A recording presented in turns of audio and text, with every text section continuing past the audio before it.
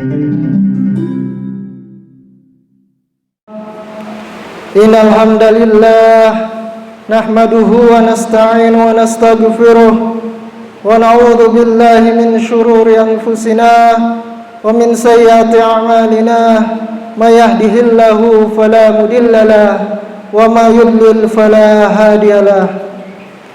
Asyhadu an la ilaha illallah wahdahu la syarika lah wa asyhadu anna Muhammadan abduhu wa rasuluh la nabiyya ba'dah.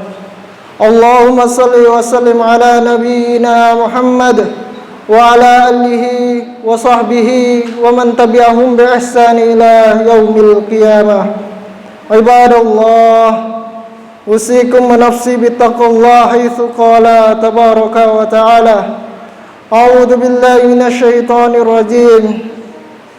Bismillahirrahmanirrahim.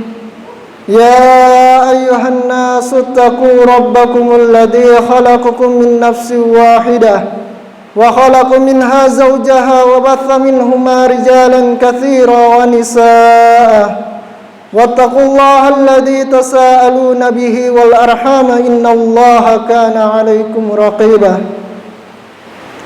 Qala Allah ta'ala fil Qur'anil Karim, a'udzu billahi minasy syaithanir rajim. Ya ayyuhalladzina amanu taqullaha qulu qawlan sadida yuslih lakum a'malakum wa yaghfir lakum dunubakum wa may yuti'illaha wa rasulahu faqad faza fawzan 'azima. Amma ba'du. Jamaah salat Jumat yang dirahmati oleh Allah Subhanahu wa taala. Alhamdulillah, segala puji hanya bagi Allah yang Maha Pengasih, Maha Penyayang, dan Maha Pemurah. Di tengah hiruk-pikuk kehidupan yang semakin kompleks ini, marilah kita bersama-sama merenungkan betapa besar nikmat-nikmat yang telah diberikan Allah kepada diri kita. Nikmat kesehatan, nikmat keluarga, nikmat rezeki, nikmat iman yang mengantarkan kita pada kebenarannya. Sungguh, setiap detik kehidupan adalah anugerah yang sepatutnya kita syukuri. Selain itu, marilah kita tetap merutinkan salawat kepada Nabi kita Muhammad sallallahu alaihi wasallam sebagai bukti cinta dan penghormatan kita terhadap beliau yang telah membawa cahaya Islam kepada dunia ini. Salawat bukan hanya sekadar doa, tetapi juga sarana mendekatkan diri kepada Allah serta mengandung rahmatnya. Rasulullah sallallahu alaihi wasallam bersabda dalam hadis riwayat Imam Muslim, Man sallallahu alaihi wahidatan sallallahu alaihi asyra. Artinya, siapa saja yang bersalawat kepadaku sekali, niscaya Allah bersalawat kepadanya 10 kali. Hadis riwayat Muslim. Jamaah salat Jumat yang dirahmati oleh Allah Subhanahu wa taala. Dalam kesempatan ini, khatib mengingatkan kepada jamaah sekalian bahwa untuk perjalanan menuju ketakwaan yang lebih baik, kita perlu senantiasa memperbaiki diri. Takwa adalah pondasi utama yang menjaga kita dari godaan dunia yang sementara ini dan membimbing kita pada kebahagiaan abadi di akhirat kelak. Kita harus senantiasa mengingatkan bahwa Allah yang Maha melihat dan yang Maha mendengar, sehingga setiap tindakan dan niat kita menjadi bahan pertimbangan di hadapannya. Mari perkuat komitmen ketakwaan dengan penuh menjalankan segala perintah dan menjauhi segala yang dilarangnya. Jamaah salat Jumat yang dirahmati oleh Allah Subhanahu wa taala. Saat ini kita masih berada di bulan Rabiul Awal, bulan yang di dalamnya kita selalu diingatkan dengan kelahiran seorang manusia yang mulia nasabnya, terpuji sifatnya, dan sangat sempurna dan agung akhlaknya dan perilakunya, yaitu Nabi kita Muhammad sallallahu alaihi wasallam. Umat Islam harus sadar dan kembali merapatkan barisan, meningkatkan ketakwaan dan merealisasikannya dalam realitas kehidupan. Seyogianya bagi kita untuk banyak-banyak bersyukur kepada Allah Subhanahu wa taala karena telah mengutus seorang nabi yang menjadi suri tauladan yang mulia. Nabi diutus ke muka bumi ini tak lain adalah sebagai rahmat bagi seluruh alam, sebagaimana Allah Subhanahu wa taala berfirman dalam surat Al-Anbiya ayat 107. Wa ma arsalnaka illa rahmatan lil alamin. Dan tiadalah kami mengutus kamu melainkan untuk menjadi rahmat bagi semesta alam. Imam Al-Baidawi dalam kitab tafsirnya menyebutkan sebab disebutkan pengutusan Nabi Muhammad sallallahu alaihi wasallam sebagai rahmat dan kasih sayang bagi seluruh alam ialah karena diutusnya Nabi ke seluruh dunia ini, di muka bumi ini, menjadi sumber kebahagiaan dan kebaikan bagi kehidupan mereka di dunia maupun di akhirat kelak. Imam Ibnu Abbas menyebutkan dalam tafsirnya, siapa yang menerima ajaran kasih sayang yang dibawa Nabi dan mensyukurinya, maka ia akan bahagia hidupnya. Sebaliknya, siapa yang menolak dan menentangnya, maka merugilah hidupnya.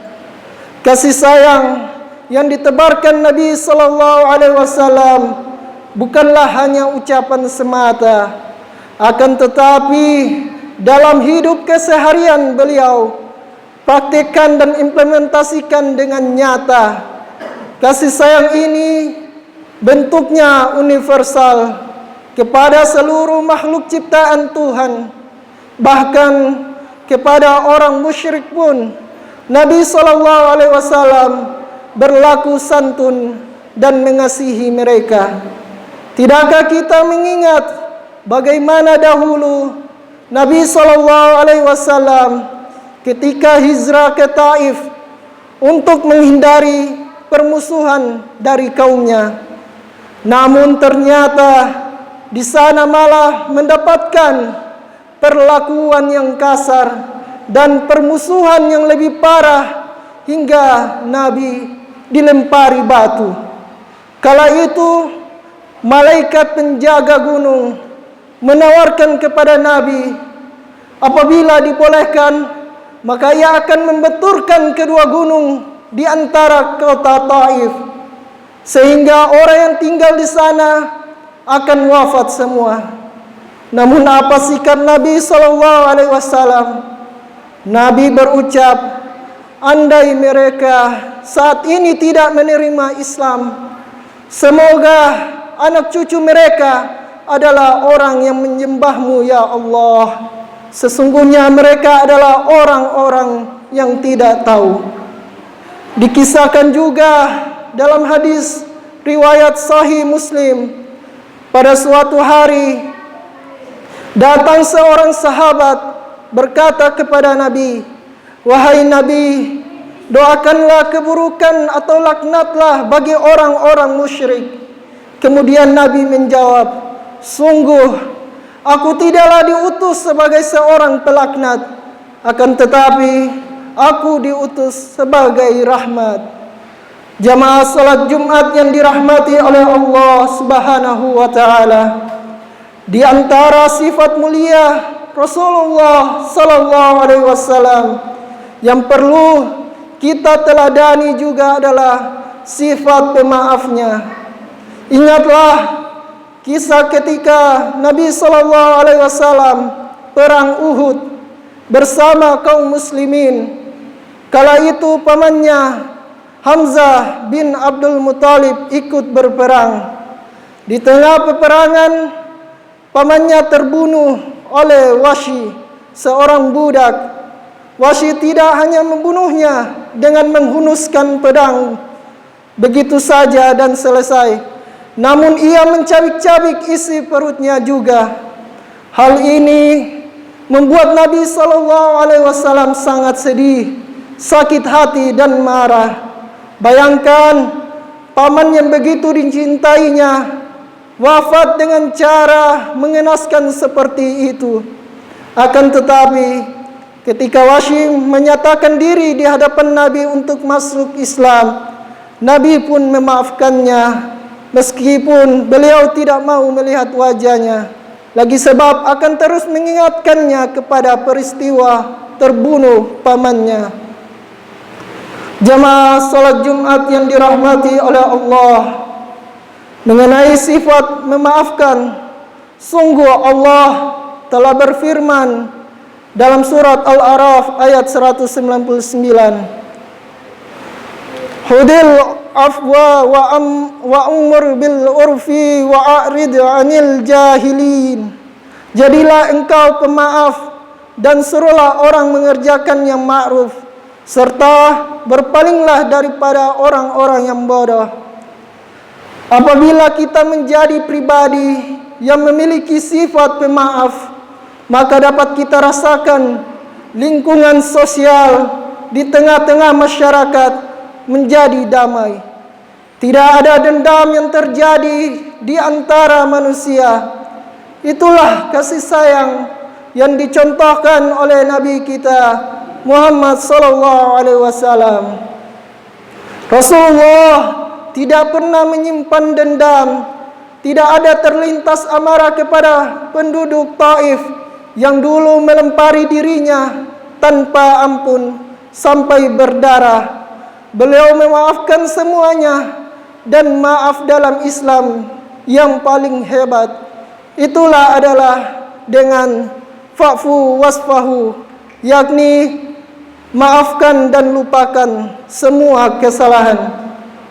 Allah berfirman dalam surat Al-Imran ayat 159 yang artinya, maka berkat rahmat Allah engkau Nabi Muhammad berlaku lemah lembut terhadap mereka. Seandainya engkau bersikap keras dan berhati kasar, tentulah mereka akan menjauhi dari sekitarmu. Oleh karena itu, maafkanlah mereka, mohonkanlah ampun untuk mereka, dan bermusyawarahlah dengan mereka dalam segala urusan penting. Kemudian, apabila engkau telah membulatkan tekad, bertakwalah kepada Allah. Sesungguhnya Allah mencintai orang-orang yang bertawakal.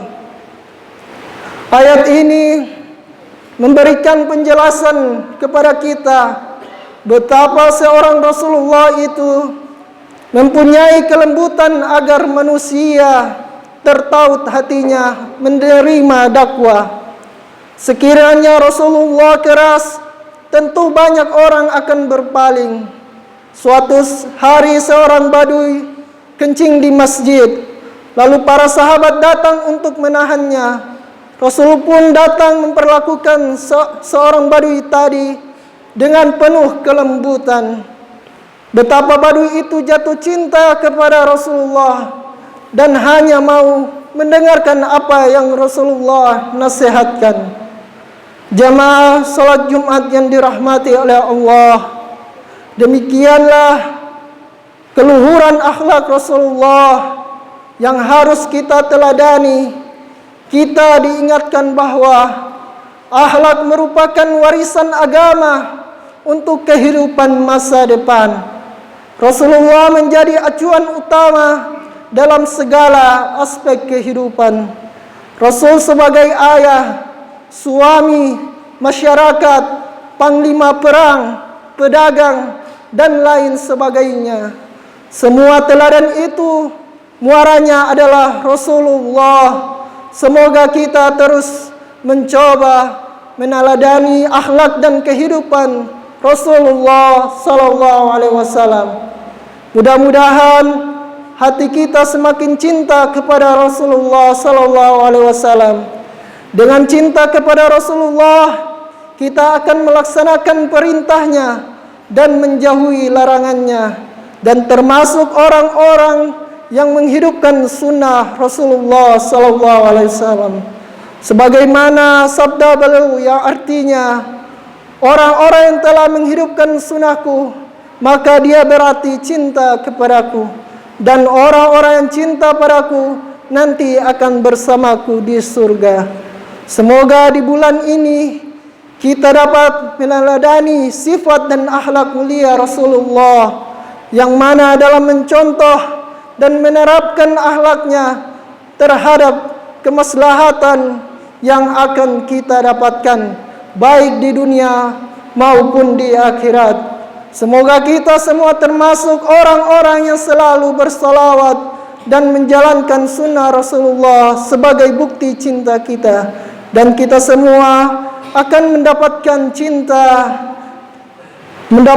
cinta dan syafaat dari beliau Rasulullah Muhammad sallallahu alaihi wasallam. Amin amin ya rabbal alamin. أقول قولي هذا وأستغفر الله العظيم لي ولكم ولسائر المسلمين فاستغفروه إنه هو الغفور الرحيم.